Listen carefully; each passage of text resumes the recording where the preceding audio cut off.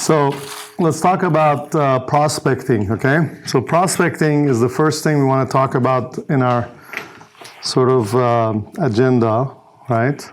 I want to tell you the story of how I got started doing this business, a little more detail about what I did, what was my routine every day, and that's how I built this business.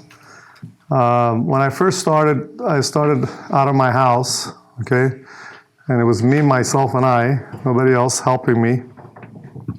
My wife had a full-time job, and she just had a baby. She was taking care of our baby girl, Iman, that you saw. She was a year old.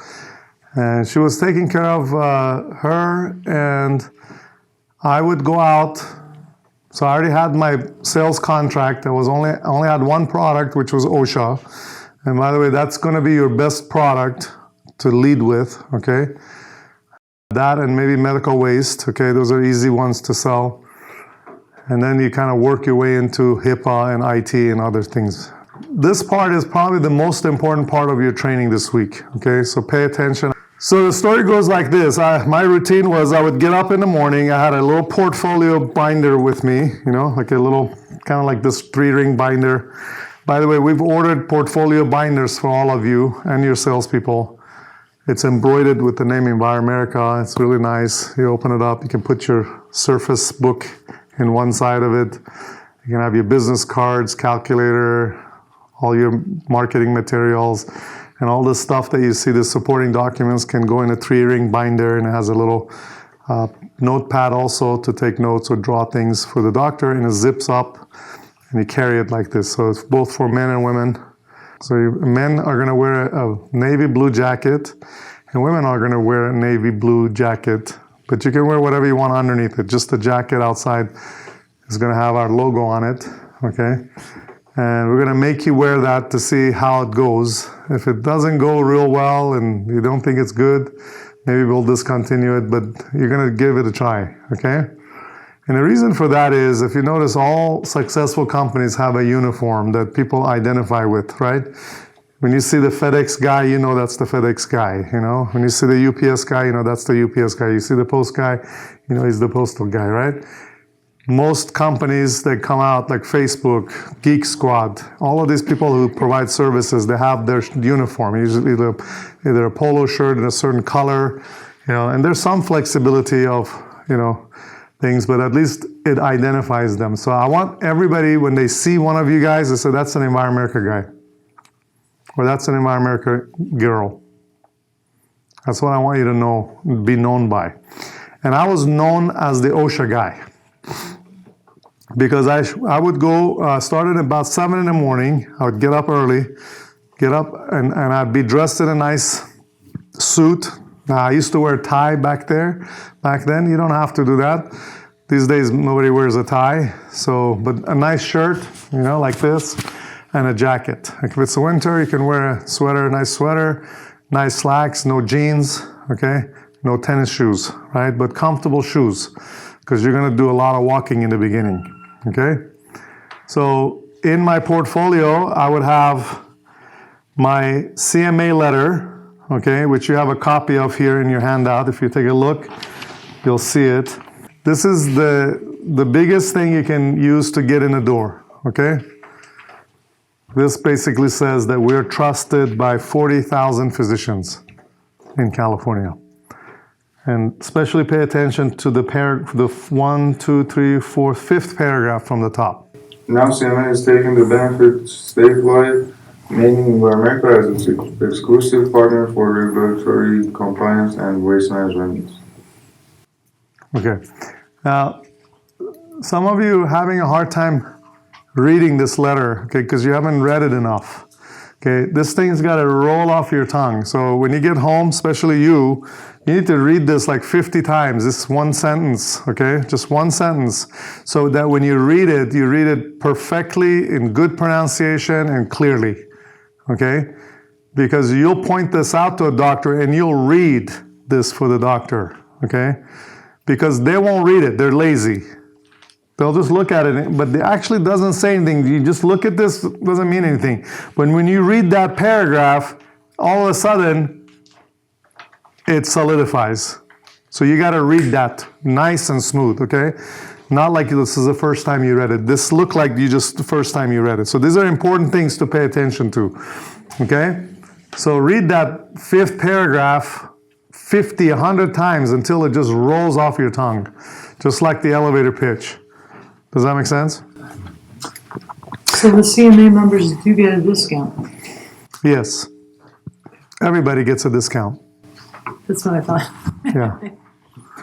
So, but we don't say that to people, right? We want to make them feel special. Yeah. Everybody wants to feel unique, special. That you're treating them differently than everybody else, right?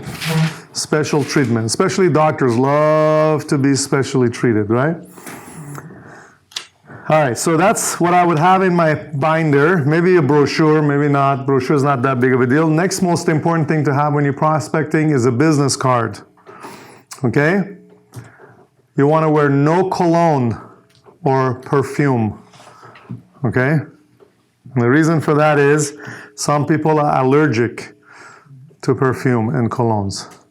Unlike what most people think, salespeople should not be wearing colognes. But you do need a mouth mint, okay, breath mint, or gum, but not like this when you're talking to people, right? But mint is even better. But if you're going to put a gum in your mouth, don't chew in front of the people when you get there. But it's good to have fresh breath, okay? Good deodorant, right? Especially if you sweat a lot. Be aware of your body odor, okay? Very important. Hopefully none of you smoke, right? That's the biggest turnoff to clients. When you walk in and you reek like cigarettes, okay? Huge, huge turnoff. And they won't even tell you that's why they're telling you to leave their office. But that's one of the biggest, most offensive thing now to clients. Is smelling like cigarettes, okay? Horrible. So don't ever do anything to your disadvantage, okay? And it's always good to be clean shaven, okay? Or if you have a beard, to have a trimmed beard, okay? But I prefer no beard when you go see clients. Look at every drug rep out there. None of them wear a beard or a mustache, okay? Go look at every supply rep. None of them hardly have mustache and beards. Am I correct, Dr. Chavida? Okay. It's just something about clean shaven. People like that more. Okay? It's the mark of hygiene. It's the mark of hygiene. There you go. Right? Make sure make sure you don't have anything stuck in your tooth, right? Have a little mirror, in your little portfolio. Look at yourself before you walk in the door. Make sure your collar is straight. Make sure your collar is not tucked like this, when you walk in. You know what I mean? People get distracted by just the way that you look. Looking yourself in the mirror, okay? Make sure your hair is nice and groomed, okay? Make sure you get good enough sleep the night before, right? So you don't look like you just rolled out of bed or got run by a truck, when you walk in, or hungover or whatever. Don't drink during the week. If you like to have a drink, do it on the weekend. So you have time to recover. Hydrate yourself really well, right? Get good enough rest. Don't watch TV the night before you're ready to go, right? Because your mind needs to be on what you're going to be doing the next day. Before you go to bed the night before, plan your whole day. Visualize what's going to happen tomorrow. Visualize how wonderful it's going to be, how people are going to say yes to you everywhere you go. Intentionalize your day and how things are just going to be fantastic. Take 5 minutes and just quiet yourself down.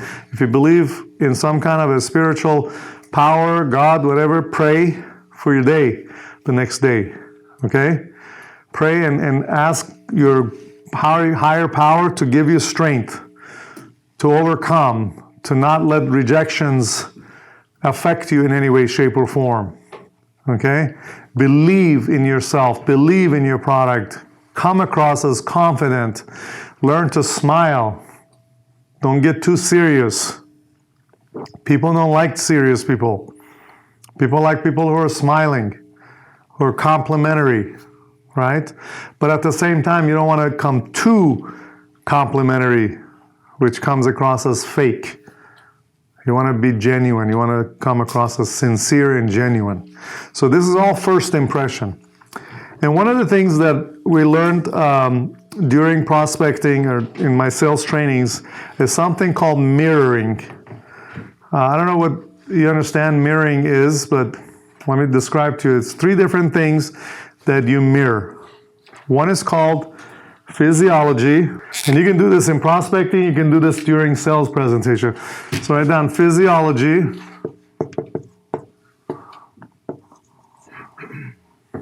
tonality,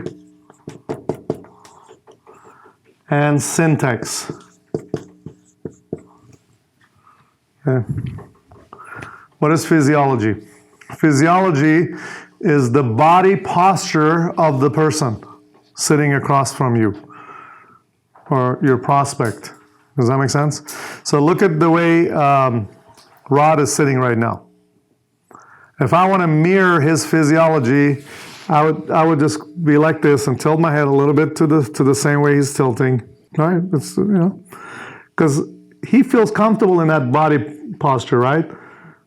So when he looks at me, subconsciously he feels comfortable with me because I'm in the same body posture. Do you understand? So that's number 1, but that's not enough. Tonality is the volume of his voice. So if he's a mellow, talker, like when you walk in, you say, "Hi, my name is Julian." He says, "Hi, how are you?" Okay, the person goes, "Hi, how are you?" You immediately lower your volume to match their what? Tonality. So if we go, "Hi, how are you? How can I help you?" So I just wanted to introduce myself. My name is Julian. I'm with Environmerica. How are you doing today? Good. Notice what I just did? Matching their tone, right? It also means whether they're very excited, happy person, or kind of gloomy and doom a little bit, right? So I match their tone, okay, to a certain level. And then syntax is speed.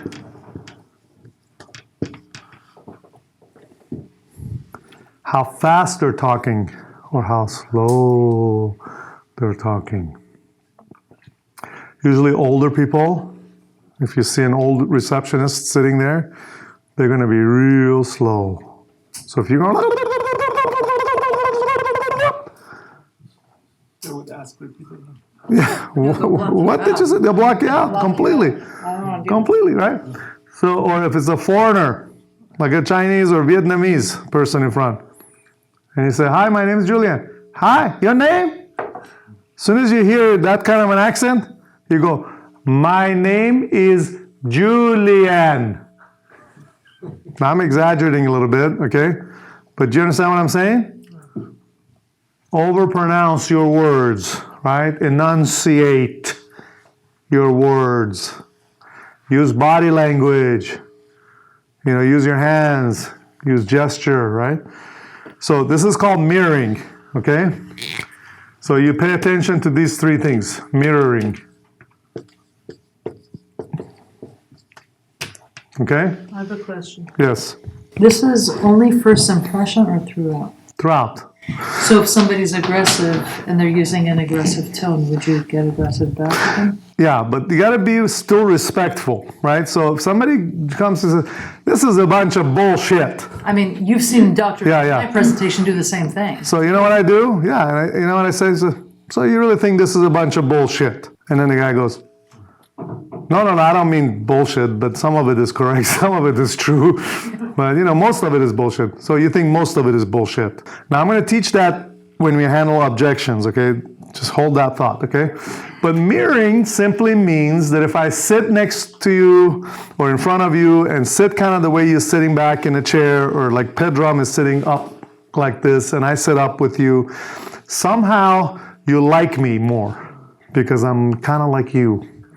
And you can't tell why you like me, but something about me you like. But it's actually a science. And it's called mirroring, okay? Most people don't know that. So you'll notice sometimes I'll sit, doctor's sitting kind of upright in his chair, and I'm sitting upright. As soon as he sits back, I sit back. But you only do this for the first maybe 2 to 3 minutes of the conversation. After a while, if you keep mirroring him, then he's going to catch on to what you're doing, okay? But you've already established your rapport that first 2 to 3 minutes. Does that make sense? So it's only for the first few minutes. Because remember, the first couple of minutes is when you make your first impression, right? Actually, the first minute. They decide whether they like you or not the very first minute. Okay? So when you walk in, it's all about confidence. It's all about your self-belief that what you are providing to this doctor is something that he absolutely should have and is required by law for him to have. And if he doesn't get it from you, you've done him a great disservice. Does that make sense? It's almost like you have the cure for AIDS in your hand, and these are all HIV patients. That's how you got to look at this. And have passion and compassion for them. Don't try to beat them over the head with it, but be so tenacious that you don't give up too soon on that person, right? And you say, I understand how you feel. I understand that you may think this is not something you're going to need. But listen, a lot of our clients felt the same way. But once they found out what we had to say and what we offered, they completely changed their mind. I highly recommend that you just take another look at this. It won't cost you anything. It's like a second opinion, Do you usually get a second opinion from doctors? Oh, yeah. Well, that's what I'm here for. I'm giving you a second opinion. It's not going to cost you anything. And I'm not going to try to sell you something you don't need. Okay? And I use terms like that all the time, right? Let's stay with the appointment setting first, okay? So what I do is I have my portfolio, I have my CMA letter, and I usually staple a card to it, okay? One of my cards to it, and I have it ready, and I don't give it to them unless I've lost all my chances, okay? So I have a card, okay, a loose card. I walk in, I hand my card to the front receptionist, and I say, "Hi, my name is Julian Gadusi, and I'm with Enviramerica. We're the exclusive vendor of choice for California Medical Association, and I'm here to set up an appointment with the owner and the member of CMA to explain to them all of the benefits they receive as a member. When is a good time for us to meet with the doctor? I have next Tuesday available or Wednesday. Which day would work best for you?" That's it.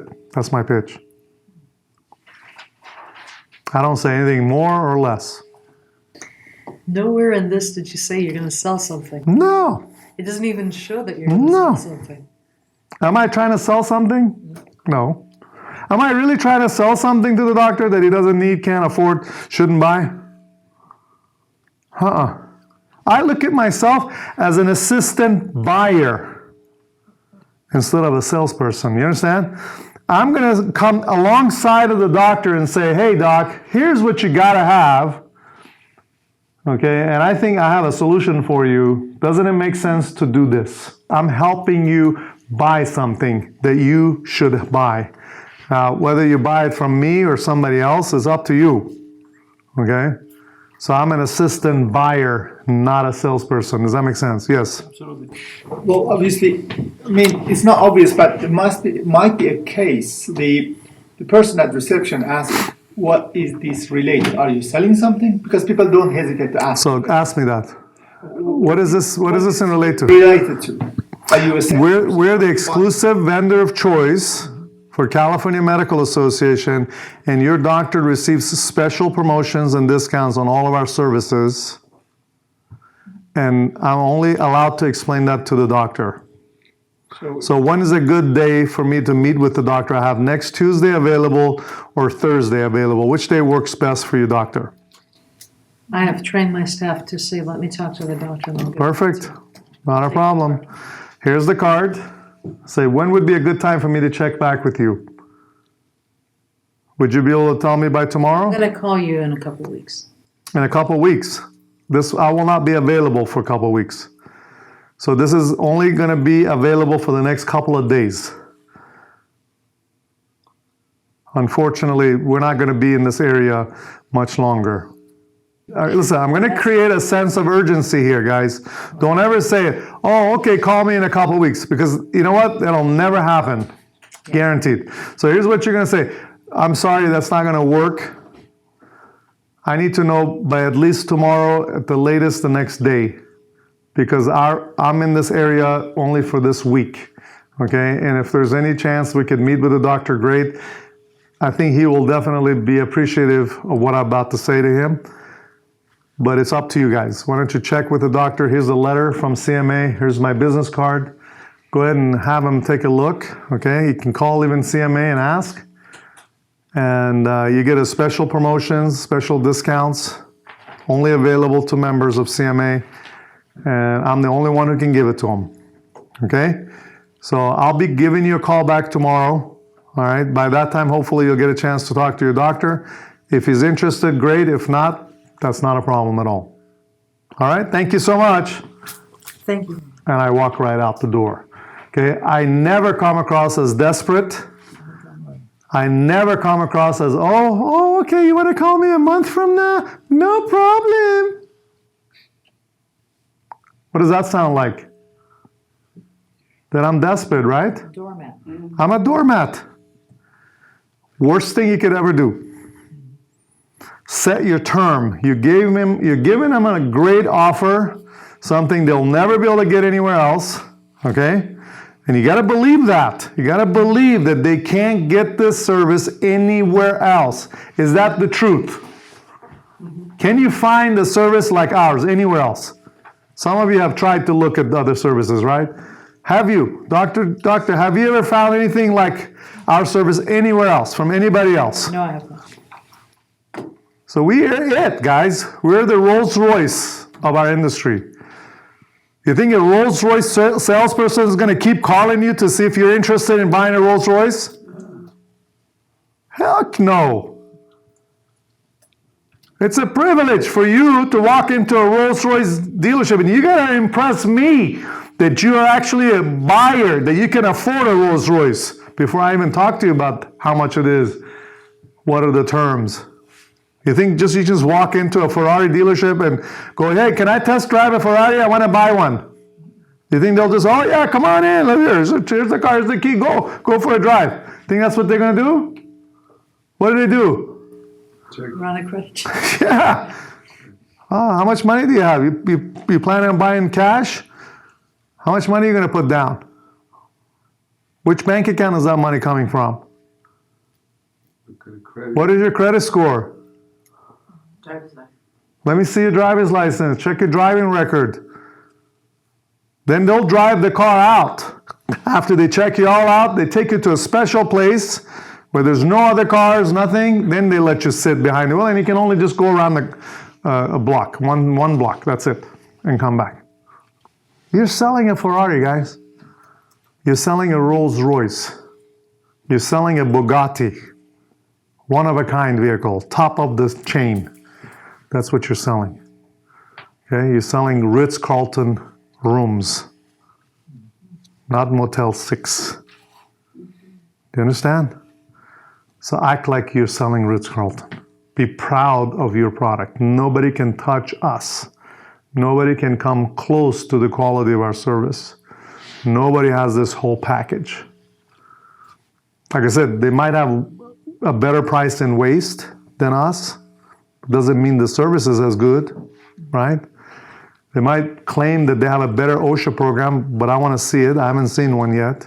Some people claim they have better OSHA program than we do. Some people say we have better HIPAA program than we do. Show me. I haven't seen one. But I'm not saying there's not a possibility but none of them have all of these together. So be proud, okay? So one of the things I want to talk about is this word called enthusiasm. Enthusiasm comes from a Greek root word, in theo. Who knows their Latin or Greek? What does that mean? In God or something? It means God within. So enthusiasm is not jumping up and down and loud and shouting, hollering and going, going crazy. Enthusiasm means that deep belief that what you are doing is right by God. Okay? It means that deep belief that what you're selling, what you're providing as a service is a real service. You're a believer. Is that what it means? You are a believer. Have you heard that? I'm a believer.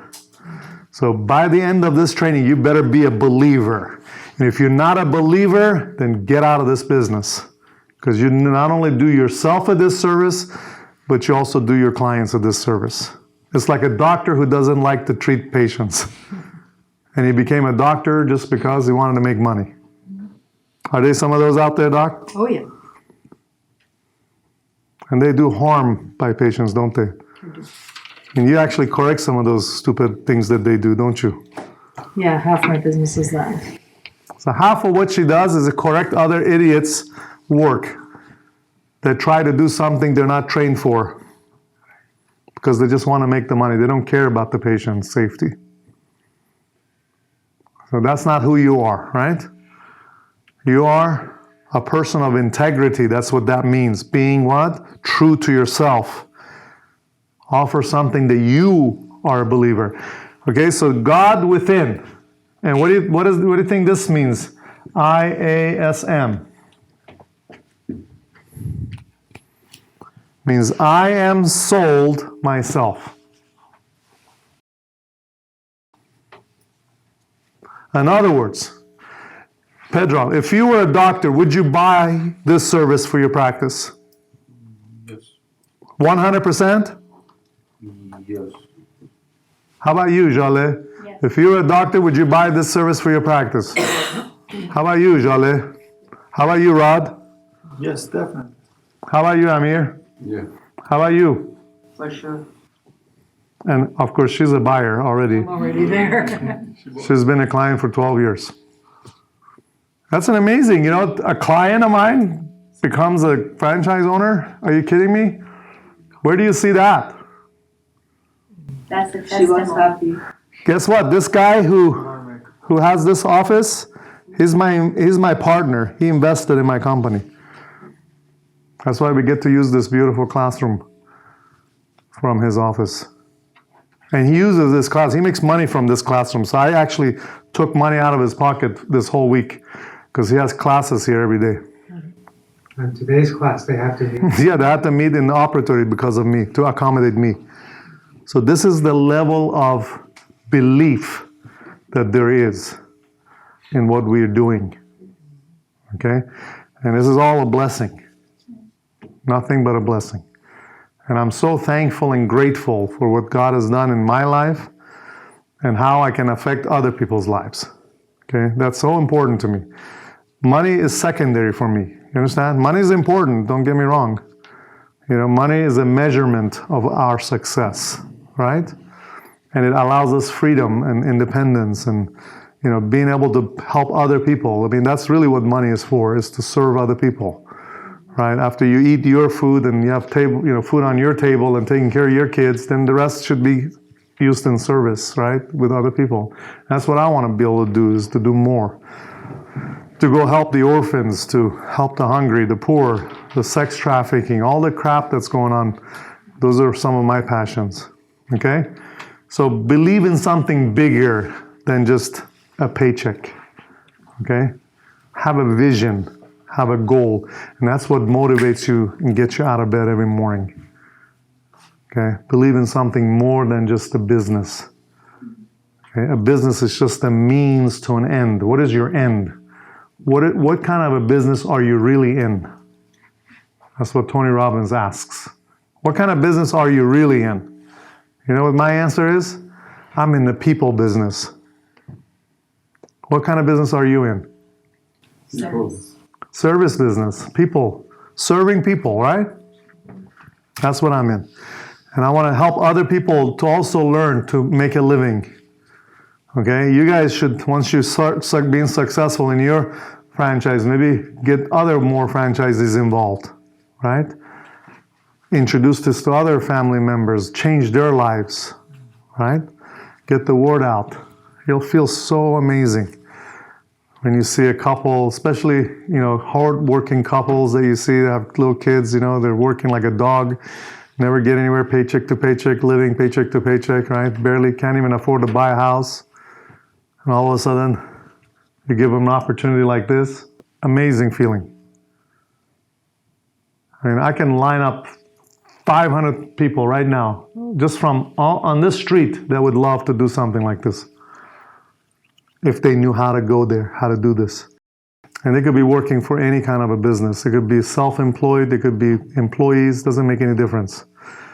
Nobody has an opportunity similar to this, okay? There are other people that go after opportunities. There are other franchises they can go after, okay? But to be honest with you, I haven't seen a franchise like this. Personally, I haven't. With so little investment, so much upside, building passive residual income. I mean, you got to keep selling yourself every day. Why am I in this business? What business am I in? Why am I going out seeing people?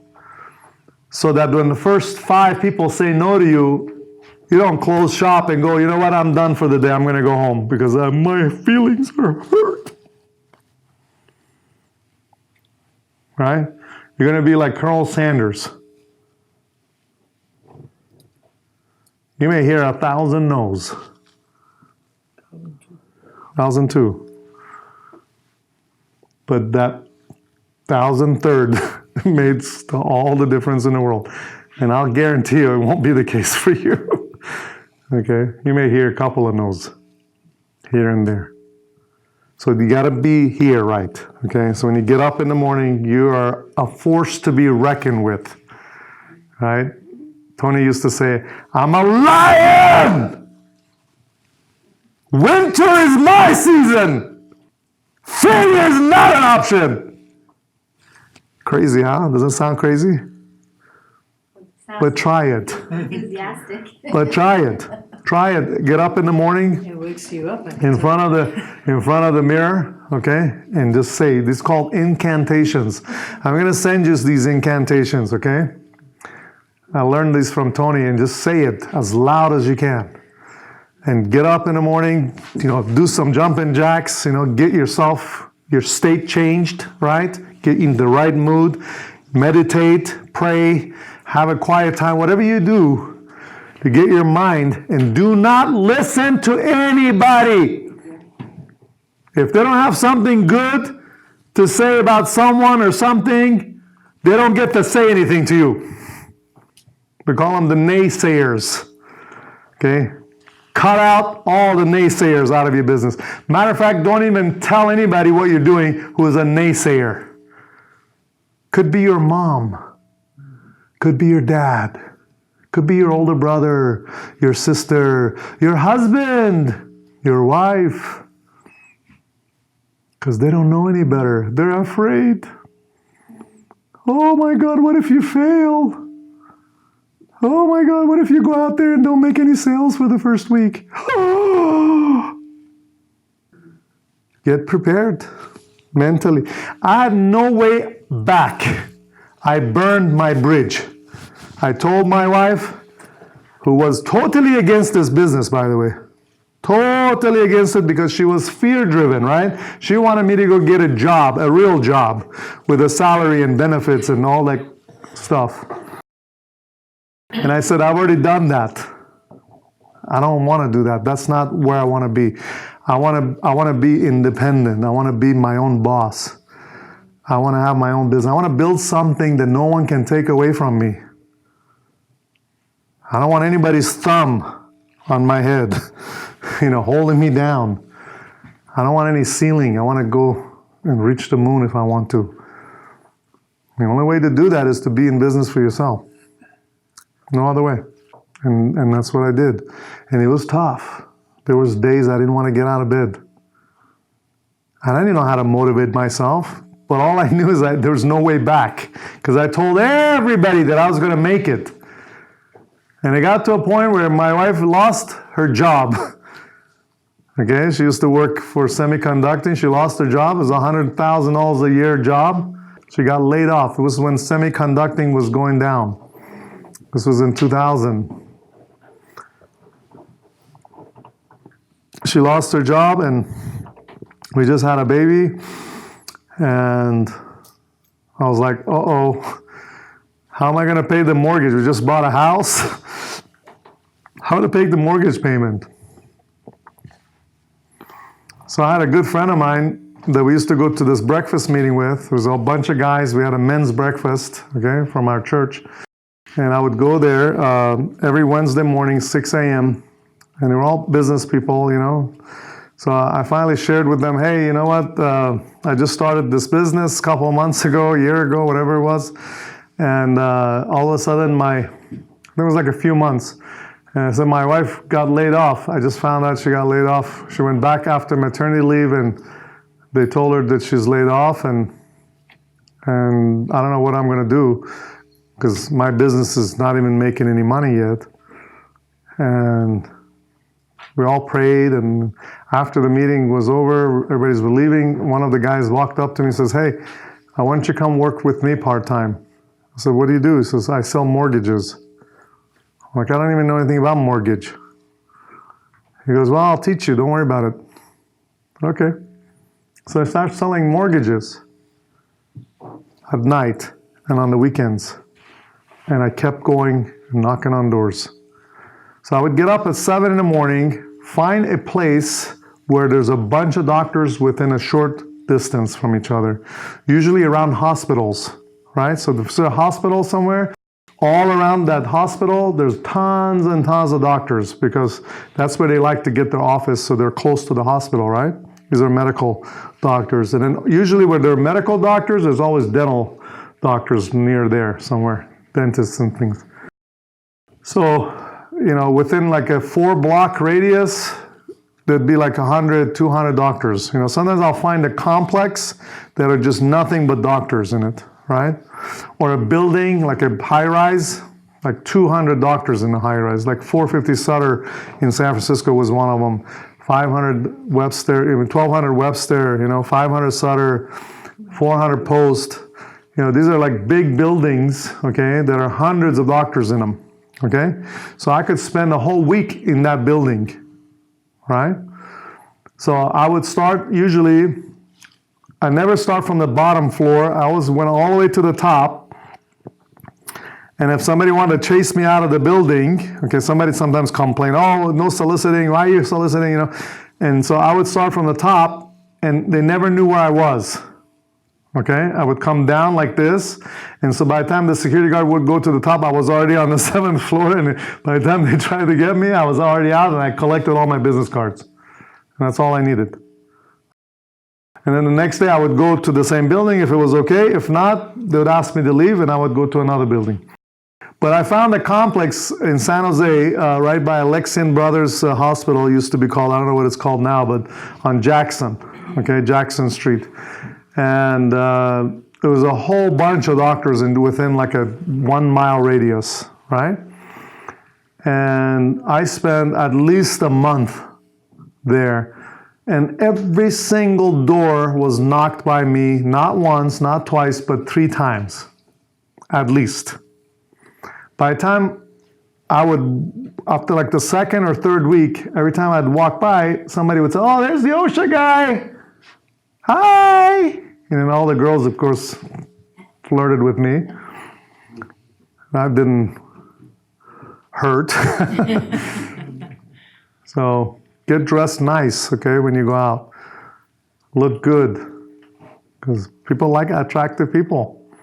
You know, put on makeup, you know, don't show up like a plain Jane as a woman, or looking like a, you know, slob as a man, right? Dress nice. Dress for success. You heard that before? Dress for success? Okay? Have everything to your advantage. Okay? So when you go there, speak with confidence. Don't worry about what they're going to say. And the receptionist is irrelevant, okay? You want to get to the office manager, right? And so sometimes I would go, and if I notice it's just the receptionist sitting there, who's like a nobody, you know, I could tell it's like a high school kid sitting there answering, you know, the front desk. I totally bypass her, and I say, Hi, my name is Julian Gudusu with Environment. I need to talk to your office manager, please. What is this in regards to? Don't worry about it. I need to talk to your office manager, please. Now that sounds a little harsh, right? But that's the only way you can get through sometimes. Or I would say something bogus, like it's regarding your compliance. What is that? I know it's kind of difficult to explain. Would you please get her for me? Because I need to really talk to her. I'll wait. So it was like I wasn't going to take no for an answer, okay? Again, all about confidence, right? Polite but firm, okay? Polite, what's called friendly but firm, right? So they know that you're not just some average, ordinary kiss-ass salesman. Does that make sense? Remember, what you have is what they have to have. You're not selling anything luxury, anything they can't afford, anything they can't buy or shouldn't buy or don't have any business buying. You know what I mean? Like jewelry, like services that they don't need, stupid things that, it's luxury item. These are all required by law. You have to have it. There's no other way around it. Whether you buy it from me or buy it from somebody else, that's your choice. But you got to have this stuff. It's like insurance. You can't say, well, I don't want to buy car insurance. I'm sorry, it's the law. I don't want to pay for my utility bills. Okay, try not paying. What happens? They cut your utilities off, right? You have a question? You said you walk in and ask for the office manager, Sure. If I see the receptionist is just a nobody. but if you want the appointment with the doctor, do you still ask to see the? Absolutely. The appointment is always with the doctor. Yeah, but- Always with the doctor. So I tell the office manager I need to talk to the doctor. You're welcome to join us in that meeting, but I'm only allowed to explain these benefits to the member. And that's the doctor. But how did you get to the doctor before you became endorsed by the CME? I just was tenacious. And I said, what I'm about to share with him is confidential. So let me ask you a question. Would you like to know all the things that are wrong with your office shared with your employee? No.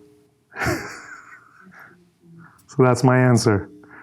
So before I used to say, hey, these are things that you don't want me to share with your employee. I can't share with the employee. I have to share directly with the owner.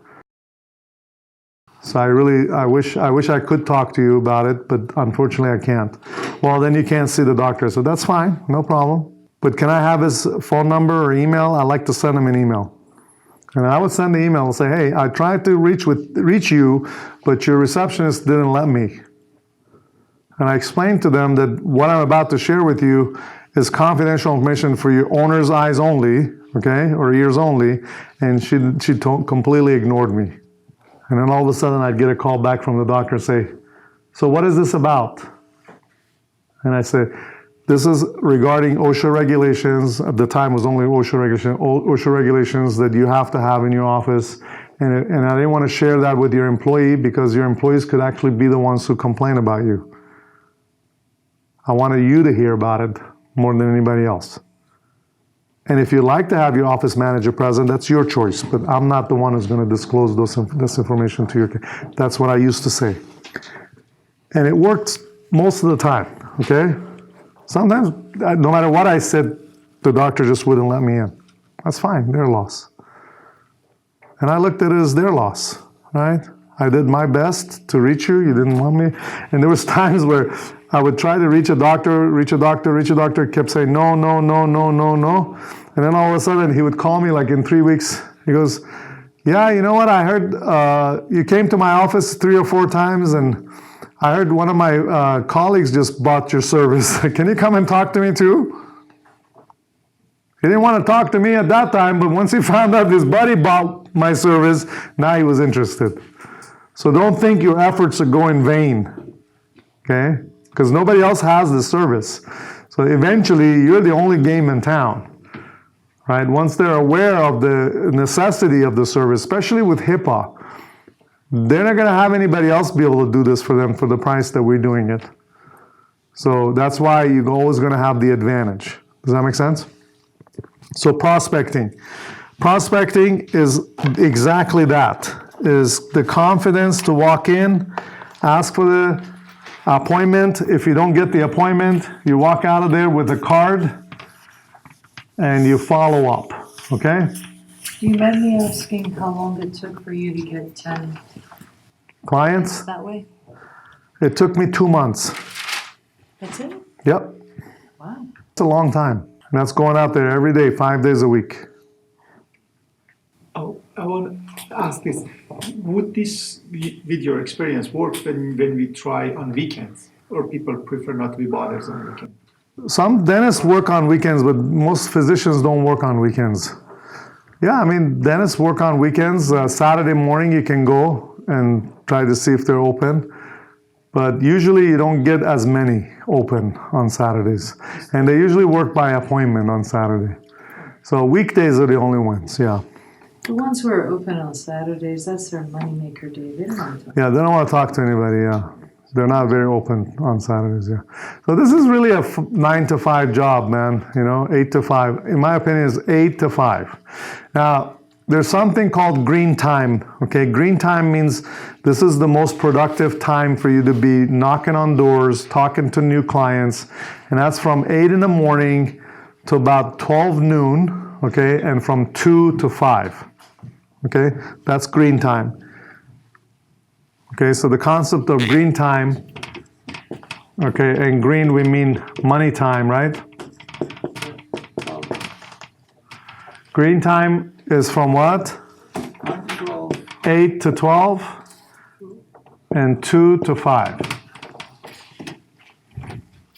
Now, because it's going to be a lot easier for you to get in because of the CMA endorsement, okay, you might have a lot better success than I have.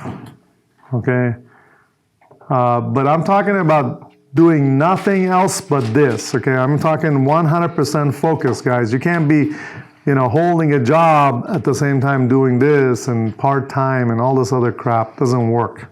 Okay, it just doesn't work. You got to be all in. All right, because even the time that you're not working, like in the afternoon, you're strategizing. What could I said better today? What could I have said better today? What could I do better tomorrow? What areas do I need to go to? So you're planning your whole week. You're planning, okay, strategy. Maybe I should have done this. Maybe I should have said that. And then you start playing those movies in your mind. Maybe record yourself. Have your phone in your pocket, record what you're saying, and then come back home and listen to your recording. You say, hey, would I have made an appointment with a guy who sounded like that? Or do I need to really improve? When I say you got to be honey smooth, meaning what? You got to know your pitch, man. That's why you got to memorize some of these things, right? So the office manager comes to, who is Enviromerica? Who is Enviromerica? Enviromerica is a 20-year-old consulting firm that provides end-to-end solution for regulatory compliance, IT managed services, and medical waste for doctors.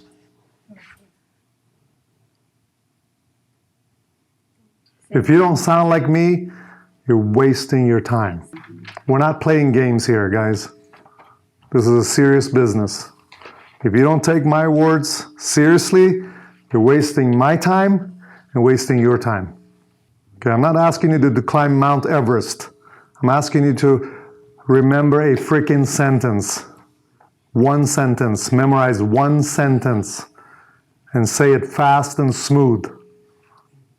Get serious, okay? Because this is not a joke. This is your livelihood. This is your family's future. This is your kids' future. This is your retirement. Okay, don't take this stuff lightly.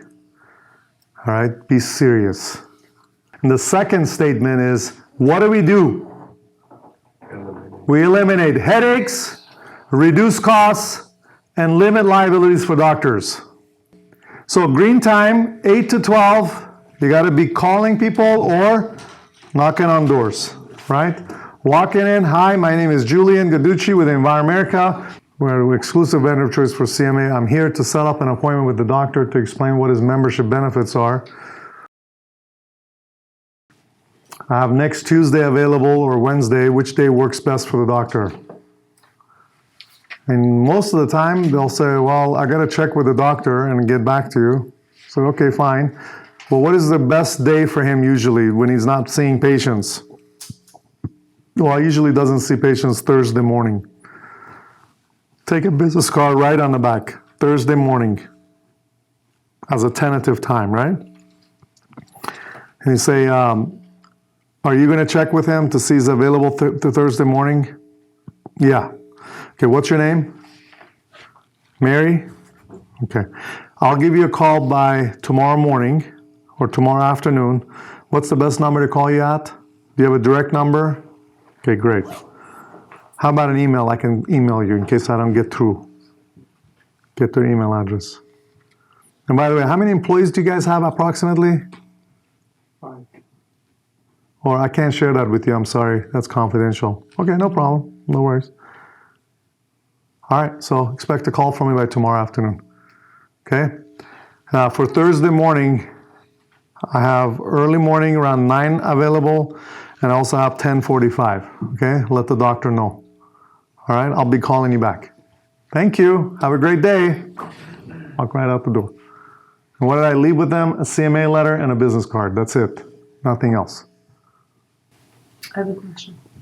I noticed that as an appointment, you're doing something that I train my staff in, is you're only giving them 2 options. That's on purpose, right? Yes. Always on purpose. 2 options is pick this or this. Now, if they say, well, I can't do either day, Then you then you go to the 3rd option, yeah. What do you do if you call instead of going to the office? What do you say? Doesn't work as well. Doesn't work as well. Because they don't know you. They haven't seen you. You're not real. You sound like a telemarketer on the phone, so they'll try to hang up on you right away. No, we're not interested. Thank you. Click. And there's nothing you can do. But they can't click on you or hang up on you when you're in front of them. So that's why I prefer doing that first. Then you can go home and follow up. You understand? So do your calling as a follow-up call instead of the first call. Right? Telemarketing is not working the way it used to. And believe me, I wish it was. It's not. We tested 2 different outfits and miserable results. So it always goes back to that person-to-person, belly-to-belly interaction. Okay? Very important. All right?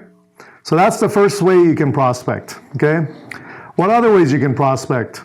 I want you to contact your local dental society. Find out all the local dental societies in your territory. You would be Fresno, yours would be Peninsula, San Francisco Dental Society, Medical Society, even Santa Clara County Medical Association. I just did a training, by the way, for Santa Clara County Medical Association.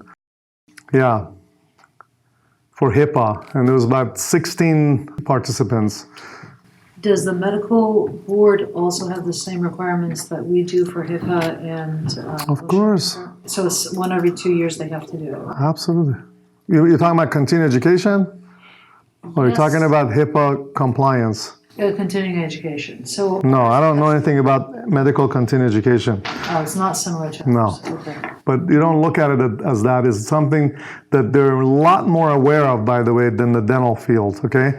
So medical doctors are more aware of HIPAA than dental professionals are, okay?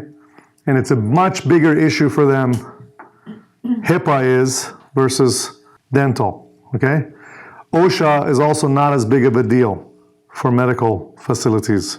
But OSHA is a huge deal for dental facilities. They're much more aware because they do a lot more things. You know, they deal with blood, they do surgeries, they give needles, they have x-ray, they have all the chemicals, you know, so all the things that can go wrong are like 4 times as much in a typical dental office versus a medical facility.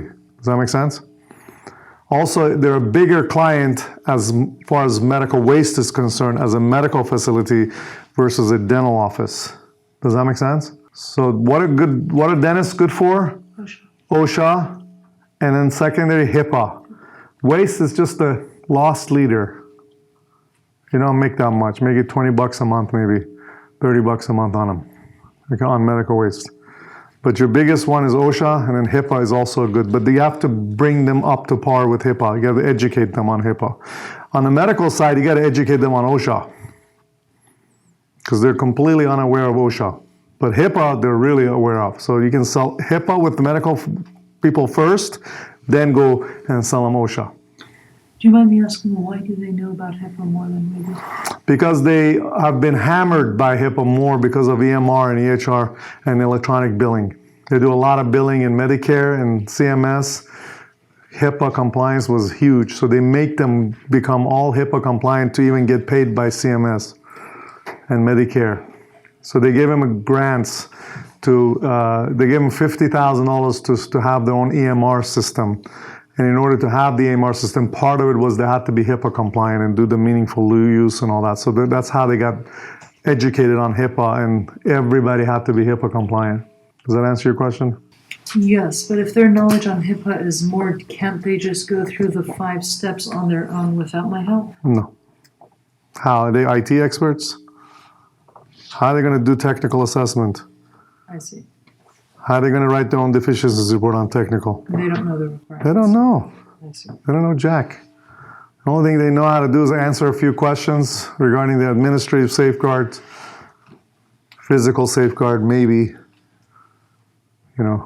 get some policies and procedures, and that's about it. They don't know anything on the technical side. And they rely on their IT guy to do the technical side. The IT guy is completely ignorant when it comes to that. Nobody can do HIPAA on their own. Nobody.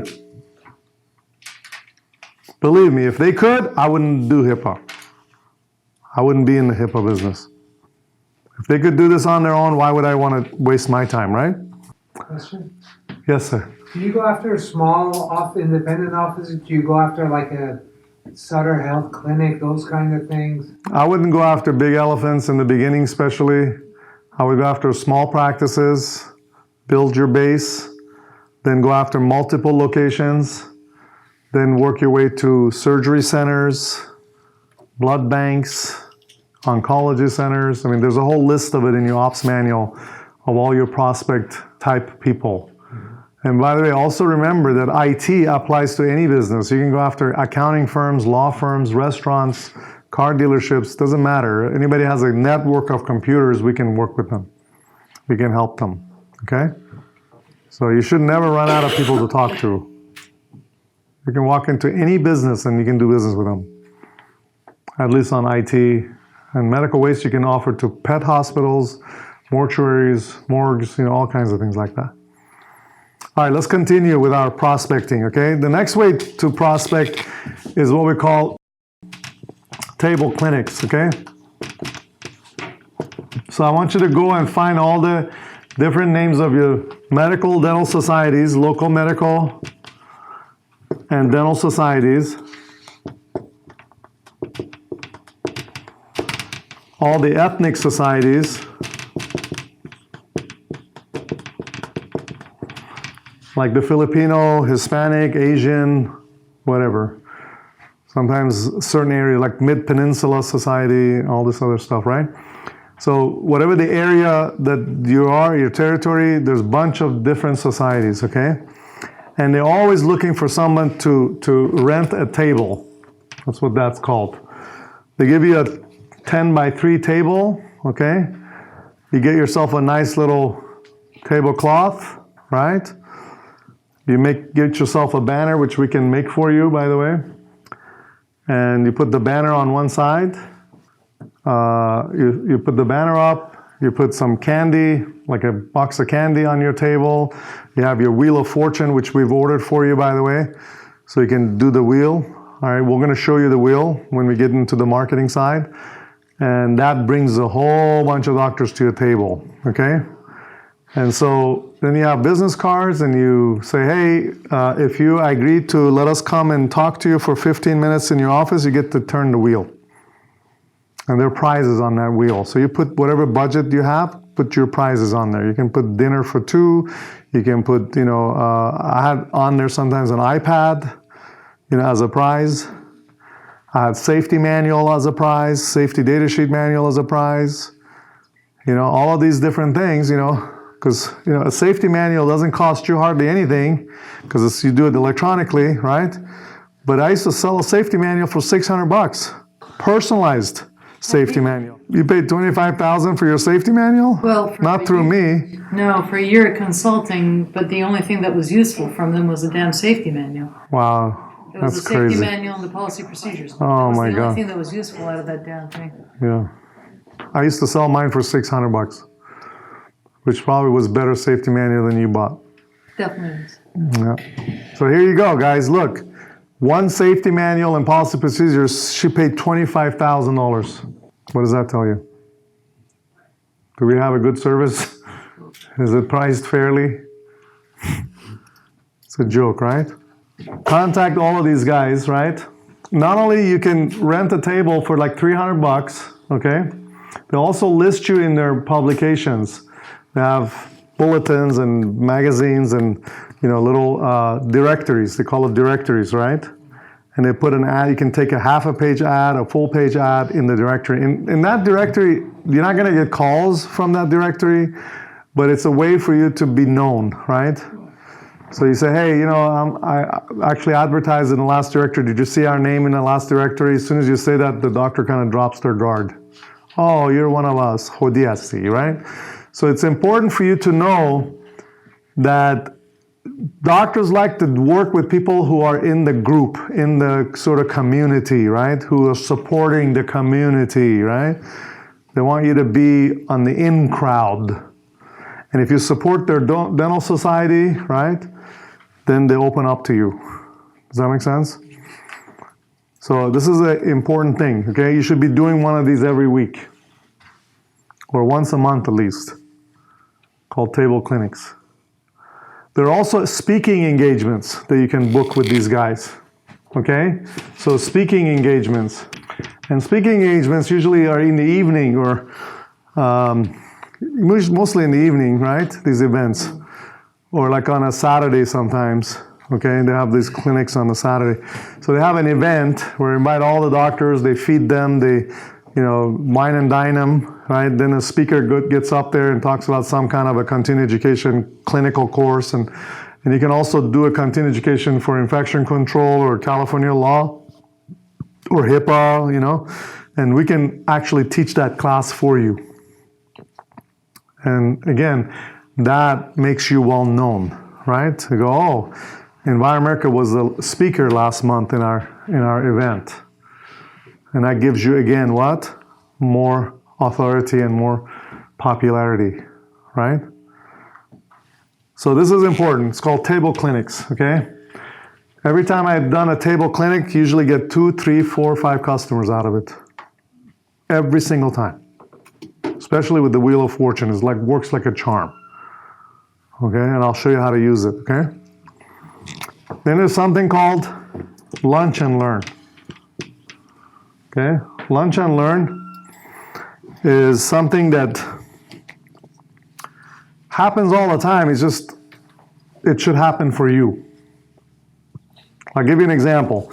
Dr. Javidan is an endodontist, right? She relies on general dentists in the area to refer patients to her. That's how she makes a living. If general dentists stopped referring patients to her, she would starve. So what does she do every year? At least 2 times a year, she holds a class, usually in the evening, from 6 to 8 o'clock or 6 to 9 o'clock at night.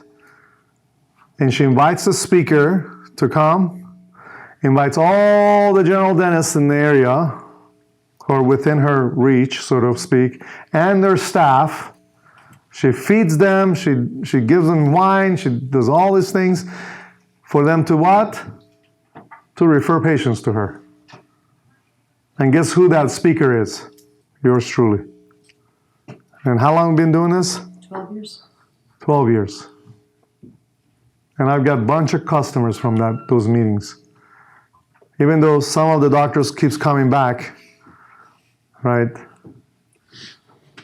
And some of them need a smack in the head. Somewhere there just for the lunch, not the learn, huh? No, they're there for the CE, the continuing education that they need for their license. They call me when they're in trouble. I guess whose number they're gonna get. I mean, it happens all the time. And that's how, and every one of them became a client right after they got in trouble. I signed up with them after I felt threat. Yeah. It's unfortunate, but sometimes that's what it takes. So hopefully, it doesn't happen like that, right?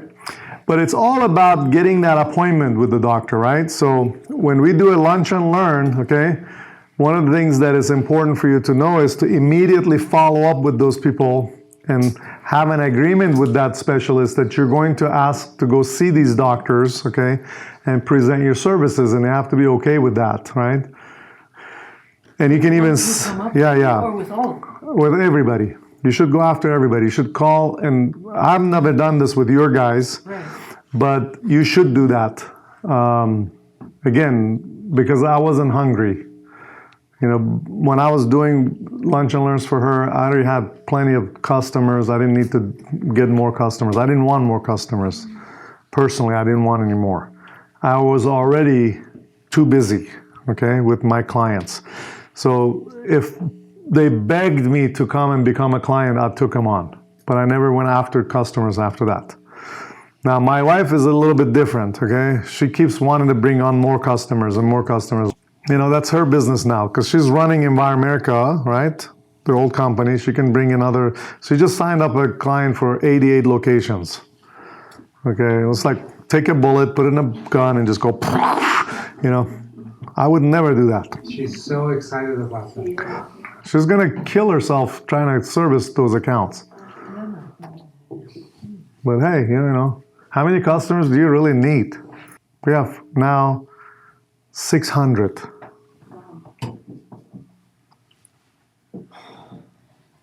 You know how many visits that is a year? Even if I visit them twice a year, that's 1,200 visits a year. Who's going to do 1,200 visits?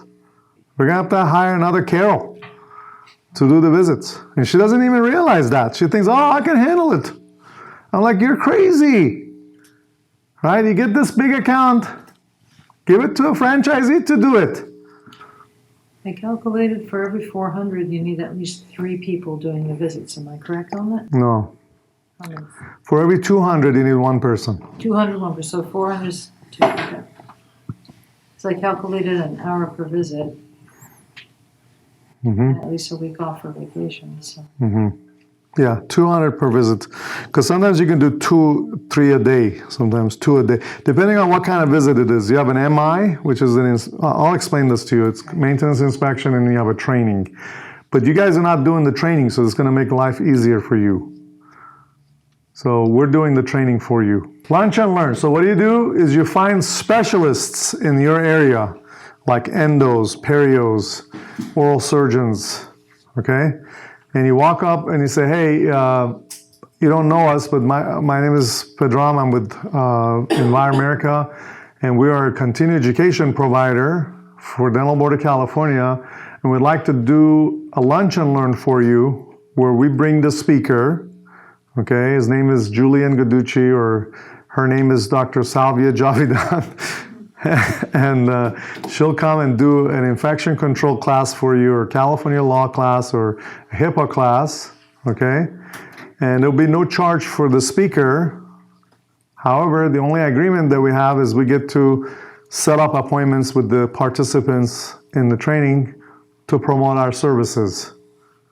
If you're okay with that, we can schedule a lunch and learn, and we'll be happy to be your guest speaker. Simple. Yes. Do you occur study clubs? Yeah, study clubs, definitely, absolutely. So another thing is called study clubs. So what are study clubs? Study clubs are little clubs that doctors put together themselves in order to get together and do peer reviews, okay? So they'll take a case, for example, that was a difficult case, and then they discuss it amongst themselves to figure out who would do something differently, and they learn from each other. It's kind of like studying together. Just like when before like an exam, you would get together and do a study club for exam, same thing. And sometimes they like to invite somebody to come to their study club and to do a CE course, okay? A continuing education course. So you can do the same thing for study clubs. But you only do those once. And then you go on to the next study club and the next study, because each time the study club, if the members don't change, it's a waste of time. that make sense? But if they have new members, then yeah, it's worth to go and do. There was a time where we had a lady who called every single dental society in California, okay, and booked 200 speaking engagements for me. Medical and dental societies, for the next 4 years, she booked me for 200 speaking engagements. And I didn't even know that she did that. I only told her to call a few. She just kept calling and calling. She booked 200 speaking engagements, and I had to cancel all of them because I couldn't do 200 speaking engagements. Just didn't have the time. So they're looking for speakers, dental societies and medical societies. They're always looking for, but you got to call like a year in advance because they book these things a year in advance. Okay? And my reputation is pretty decent, okay? Pedram saw a letter from UCSF Dental School. They want me to come back. They had the best reviews they've ever had on the lecture that I gave last year at their alumni, actually this year. So they want me to come back next year. When do you usually go to UCSF? Whenever the alumni meetings are. I think it was in, I want to say March, something like that. That's the dental school, right? Dental school, yeah. What happened? So when I go to that event, okay, and do I'm actually booked for the next one, okay? It's in April, I believe, next one. And I'll send you the email. That's your territory now. If you want me there, I'll come. But No, you will come, okay, and you're going to, because they don't give me the name of the entire attendees, okay? But what we can do is we can give them an evaluation after the seminar and collect those evaluations, and that's how we get their names, and then we can look up their offices But afterwards. half of those students end up local. They're not students, they're alumni. Oh, they're the alumni. They're the alumni. Whoa. So they're all private practitioners. There was 120 of them in my lecture. So it's like a gold mine, Doc. So you got to be there. You got to, mingle, get their names. Hi, I'm Doctor. And don't tell them who you are. You just happen to be, a doctor who happens to be there, yeah. So what do you lecture? Infection control. They don't So have your to your be franchisor, control. your franchisor, This is for free. your CEO of your franchisor is the guest lecturer at UCSF Dental School. Be proud of that. Took me a long time to get that. A lot of hard work, a lot of knocking on their door. Use that to promote your business. Anyway, study clubs, definitely. Lunch and learns, okay? So these are ways to prospect. You can also go to Chamber of Commerce meetings, Rotary Club, meetups. You've seen meetups, people do meetups, right? Go there and start promoting your business. Hey, I own a business here in town. We are a 20-year-old consulting firm that provides end-to-end solution for regulatory compliance, IT managed services, and medical waste for doctors. And we can also provide IT for other businesses. If you need any good IT service at the best price in town, let me know. Go to wherever there are business people around. Networking events. If you just go online and look for all the networking events, right? So during the day, you're knocking on doors, right? Right around 5, 6 o'clock, go grab something to eat and go to a networking event for about an hour or two, right? Go meet some people, hand some business cards, get some business cards, right? And start networking with people, right? Go to Persian business events. Go to whatever organizations you belong to, Christian networking events. You follow me? Even like, real estate networking events. Like he's a real estate broker, so, go to those. And, real estate companies need IT services. So we can provide IT managed services to real estate offices. Attorneys firms, law firms, accounting firms, restaurants, body shops, dealerships, you name it. Okay? Use whatever your background is and go and get business for yourself. So, do you understand prospecting? Nothing hard about it, just hard work. Okay, you gotta go out and hustle.